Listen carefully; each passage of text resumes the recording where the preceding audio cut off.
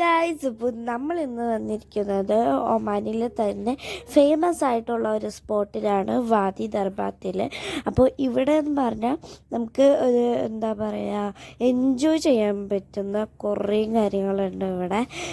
പിന്നെ ഇതേ അപ്പുറത്ത് മലയും ഇപ്പുറത്ത് വെള്ളവും, പിന്നെ ഇവിടെ കുറേ പ്ലേയിങ് ഏരിയ അങ്ങനെ ഉണ്ട് കുറേ. പിന്നെ ബോട്ടാണ് കേട്ടോ ഇവിടെ മെയിൻ താരം. കാരണം പല പല ബോട്ടുകൾ, പല രീതികളിലുള്ള ബോട്ടുകൾ ഉണ്ടായിരുന്നു. മമ്മു പിന്നെ ബോട്ടിൽ കയറി നിൽക്കണമായിരുന്നു കേട്ടോ മീനിനെ കാണാൻ വേണ്ടിയിട്ട്. അപ്പം പിന്നെ കുറേ കുതിരകളുണ്ടായിരുന്നു. കുതിരേനെ കണ്ടപ്പോൾ ഞാൻ വിചാരിച്ചു നമുക്കൊന്ന് കയറി വെക്കാൻ കരുതി ഞാനും എല്ലാവരും കയറിയിട്ടുണ്ട്. പിന്നെ ദേ ഇവിടെ എല്ലാവരും കൂടി നടന്നു തന്നെയാണ്. ഞാൻ ഇവിടെ ദർബാത്ത് പാർക്ക് എന്ന് എഴുതി വെച്ചിട്ടുണ്ട് കേട്ടോ. 2-3 സ്ഥലത്ത് ദർബാത്ത് പാർക്ക് എന്ന് എഴുതി വെച്ചിട്ടുണ്ട്. പിന്നെ ഹംദാനും ജയൻ്റെ കാര്യം പറയേണ്ട ആവശ്യമില്ല. അവരാ ചേട്ടൻ്റെ ബബിളുടെ സാധനം വാങ്ങിച്ചെടുത്തിട്ട് കളിക്കണമായിരുന്നു. പിന്നെ അത് തസ്ലിയാൻ്റെ ഇവിടെ ഇവ ബേബീനെ പിടിക്കണം കേട്ടോ. ഈ ഒരു പൂച്ചേനെ പിടിച്ചു വെച്ചേക്കിടുന്ന് നല്ല രസമുണ്ട് അങ്ങനെ കാണാനായിട്ട്. പക്ഷെ എനിക്ക് പേടിയാണ് അങ്ങനെ പൂച്ചേനെ പിടിക്കാനായിട്ട്. പിന്നെ അതേ ആ പൂച്ച ജീവനോട് ഓടിപ്പോയി.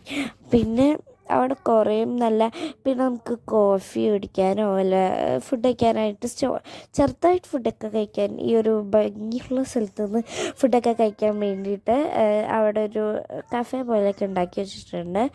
പിന്നെ ഇത് കുറേ മീനുകളുണ്ട് കേട്ടോ ഗൈസ്. നമുക്ക് എണ്ണി തീർക്കാൻ കഴിയാത്ത അത്രയും മീനുണ്ട്, ഇഷ്ടംമാതിരി മീനുണ്ട്.